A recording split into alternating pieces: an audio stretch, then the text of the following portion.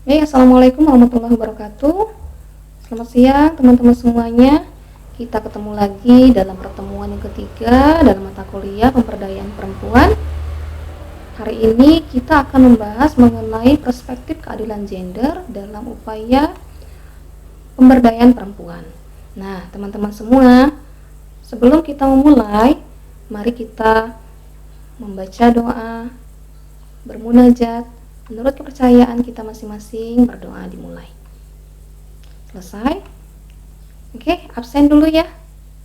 Sambil saya mau menanyakan kabar kalian hari ini. Yang pertama, Bara Fiski, sehat? Baik. Yang kedua, ada Ayu Nopatalia. Sehat ya Ayu? Baik. Yang ketiga, dan yang terakhir ada Ferry. Gimana kabarmu hari ini, Ferry? Baik teman-teman semua, kita sudah selesai tadi ya absen. Lalu kita akan membahas mengenai konsep gender, dampak konsep gender terhadap perempuan dan laki-laki, kemudian bentuk-bentuk ketidakadilan gender. Nah, subjek PMK hari ini yaitu mampu mengidentifikasi konsep gender, bentuk dan dampak ketidakadilan gender. Jadi harapannya itu nanti teman-teman mampu untuk mengidentifikasi konsep gender itu seperti apa, bentuknya dan juga dampaknya seperti apa. Sebelum kita mulai, kita coba main kuis dulu ya. Silakan teman-teman join di sini ya. Nanti silakan diisi sehingga kita akan membahas mengenai nanti seperti apa sih konsep gender itu ya. Kemudian bagaimana dampaknya, bagaimana perbedaannya ya, contohnya seperti apa dan lain sebagainya.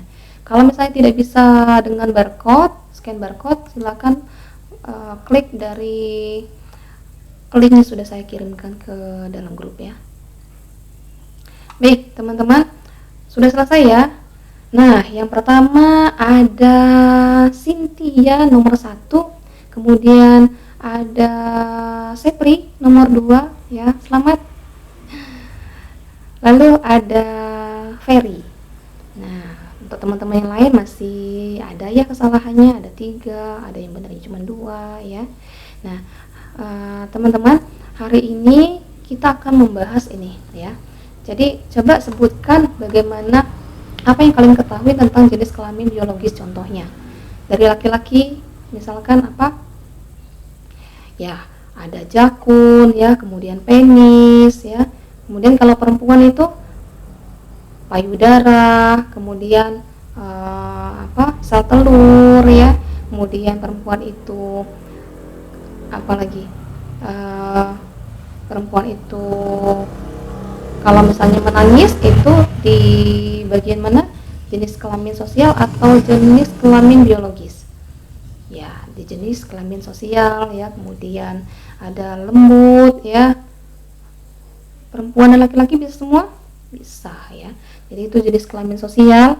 Nah, dari sini kita bisa melihat ya bahwa konsep gender itu merupakan jenis kelamin sosial. Kemudian kalau yang lain-lainnya tadi ya, seperti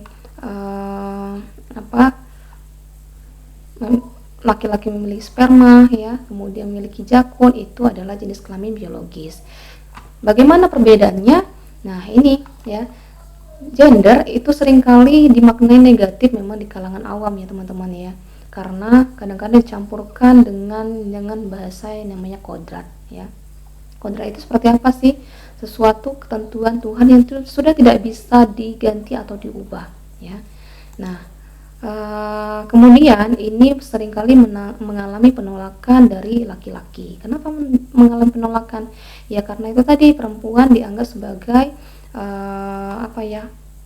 gender ini dianggap sebagai suatu hal yang meminta kesetaraan antara laki-laki dan perempuan ya. Nah, kemudian bagaimana perbedaannya? Kalau seks itu adalah pensifatan biologis yang memang sudah bawaan khusus dan sudah kodrat, tidak bisa diganti karena ini memang sudah ketentuan atau pemberian dari Tuhan sejak lahir ya. Seperti itu tadi ya. laki-laki memiliki sperma, perempuan memiliki vagina, rahim, ya, payudara, ya. Kemudian ini disebut sebagai jenis kelamin biologis. Sedangkan gender itu adalah pensifatan yang melekat pada laki-laki sebagai hasil dari pembentukan struktur sosial dan kultural.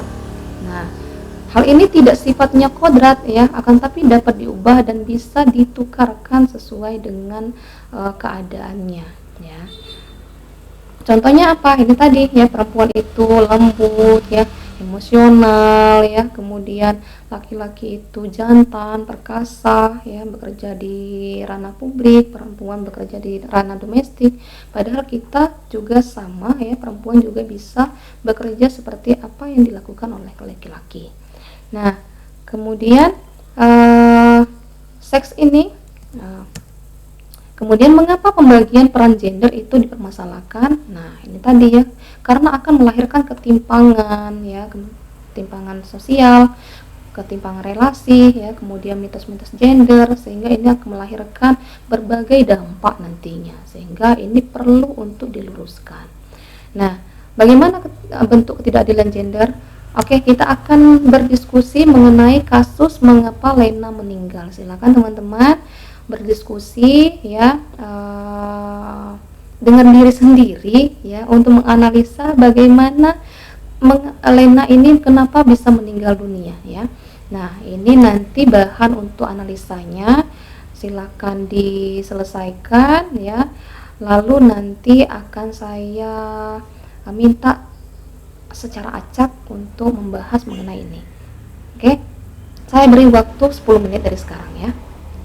Baik, yang pertama, mengapa Lena meninggal? Silakan kepada Ayu. Kenapa Lena meninggal? Menurut kamu bagaimana di sana?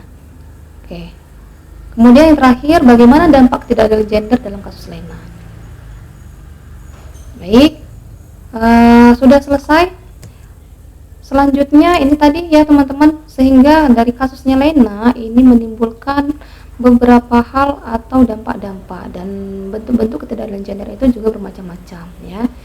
Nah, ini, ya, ada diskriminasi. Diskriminasi itu adalah perlakuan yang berbeda terhadap laki dan perempuan. Kemudian subordinasi, itu perlakuan menomorduakan perempuan, ya. Kemudian marginalisasi, ya, peminggiran secara ekonomi. Lalu ada stereotip, labelan, ya. Kemudian double burden, kerja yang berlebih terhadap perempuan, ya. Kemudian kekerasan, ya. Lalu kenapa konsep gender ini diperlukan dalam pemberdayaan perempuan, ya, karena ini tadi, ya, pemahaman atas konsep gender sesungguhnya merupakan isu mendasar dalam rangka menjelaskan relasi antara perempuan dan laki-laki atau masalah hubungan kemanusiaan, sehingga perlu diluruskan bahwa gender, ya, isu gender itu bukan meminta kesetaraan, akan tapi menjelaskan mengenai relasi antara laki-laki dan perempuan, ya, sehingga bisa memiliki kedudukan atau hak yang sama dalam segala hal, ya. Nah, baik teman-teman, ini saya kasih oleh-oleh untuk teman-teman, ya. Tugas untuk dikerjakan, carilah clipping, ya, bisa buatlah clipping, ya, bisa dari gambar, dokumen dan sebagainya, bisa dikerjakan berpasangan. Silakan memilih temannya, kalian juga genap, ya, 20 orang, berarti ada 10 kelompok nantinya, dikumpulkan maksimal minggu depan, ya, kepada ketua kelasnya, ya. Baik, itu saja teman-teman semuanya, terima kasih banyak, ya. Oh ya, ada yang mau ditanyakan? Baik, tidak ada, terima kasih. Saya akhiri, wassalamualaikum warahmatullahi wabarakatuh.